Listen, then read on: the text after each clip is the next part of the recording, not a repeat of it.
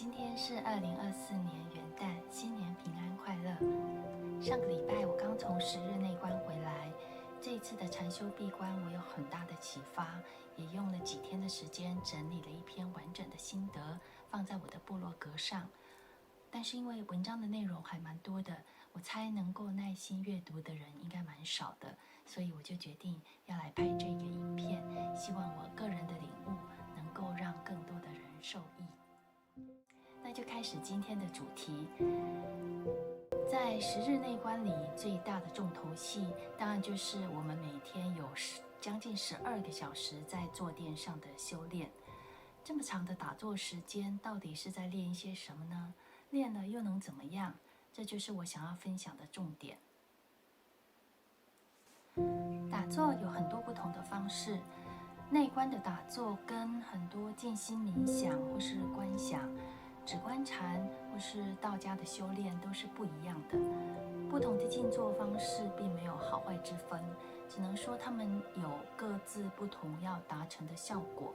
就我個人的體會來說，內觀有它特別要着重的核心概念。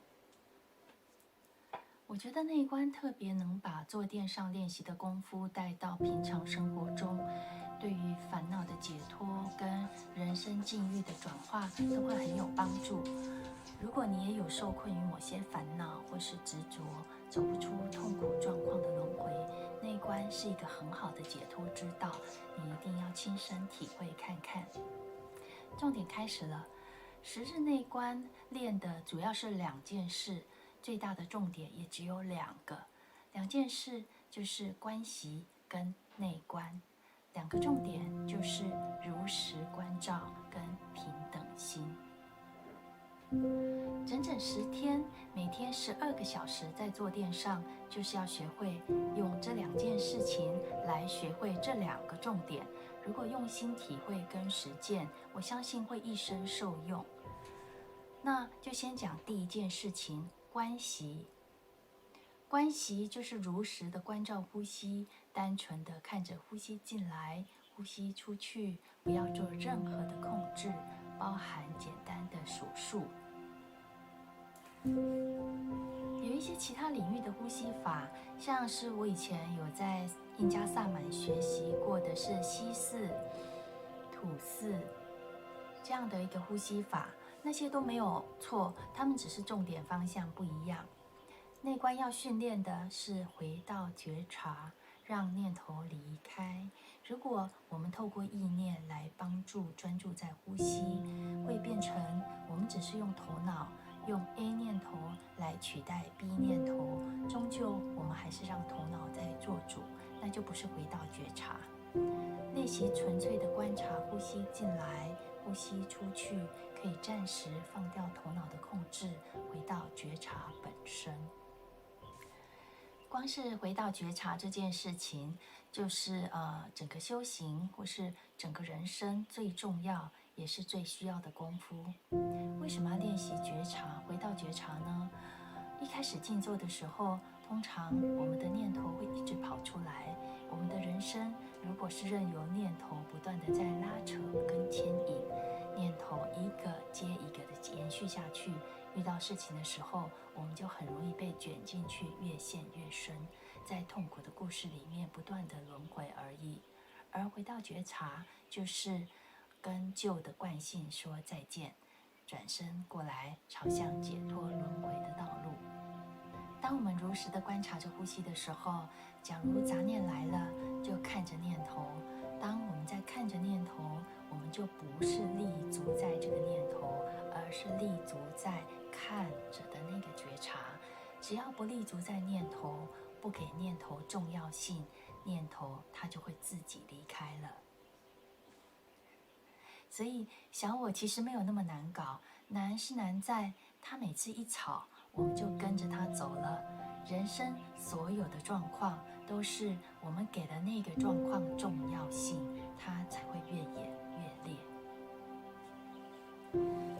盤腿的時候，如果腳很痛，我們的慣性會特別去關注那個痛，當然痛就會越來越痛。人生如果發生一些不幸的遭遇，我們又選擇強烈認同那個遭遇，用對抗的心來給它更大的重要性。加油添醋，不幸的遭遇當然就走不了了。所以我們要做的，純粹只是改變立足點就好了。是要選擇跟着念頭走，還是要回到覺察？觀息法就是一個以呼吸作為一個覺察的對象，練習雜念來了就回到覺察的一個基本功。第二件事情就是內觀的修煉。內觀在概念上就是帶着平等心去經驗身體每一個部位的感受，知道每一個感受都是無常的，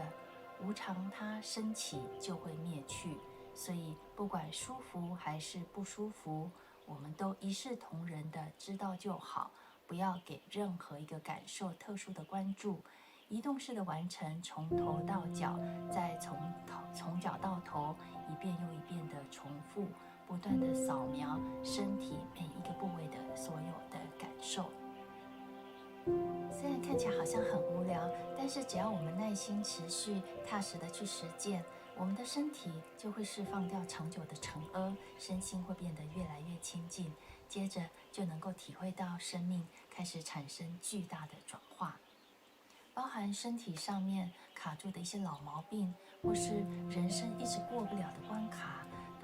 都會好像脫落了一層殼一樣，因為那些究極跟卡關的議題，一旦通過平等心客觀的去關照，不要去認同它，也不要去對抗它，自然而然的就會脫落。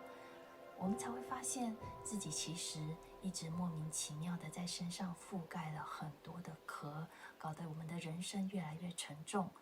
而內觀就是可以去清理掉這些塵埃，幫助我們回歸一個輕盈開闊的存在狀態。最後我想說的是，觀息法跟內觀關鍵都在於兩個重點的落實，而這兩個重點也是我們要帶到日常生活中的實修工具，也就是如實的關照跟平等心來看待無常。平常我們不管在做什麼，注意力最好都能夠單純專一的放在當下正在做的那件事情上。當我們沒有產生新的念頭，舊有的信念就會浮現出來。這個時候，我們就有機會可以看着浮出來的念頭跟感受，不要去認同它，也不要去跟隨它，舊的信念就會自動的脫落。而當我們的身體記憶庫裡面儲存的舊的訊息消融，相關的負面遭遇就會越來越少出現。這也是一般稱之為消業障的概念。業障消掉的越多，我們也會越來越好命哦。其實人生所有的痛苦都是來自於我們對於事情的感受，而不是事情本身。所以只要我們常常練習，看到感受升起，知道所有的感受都是有無常的特性，它會來，它就會走，不要給那個感受重要性，它就會自動離開。面對每一個狀況發生，我們都可以練習用這樣的方式去看我們身體的感受，如實的關照，看見它，接受它，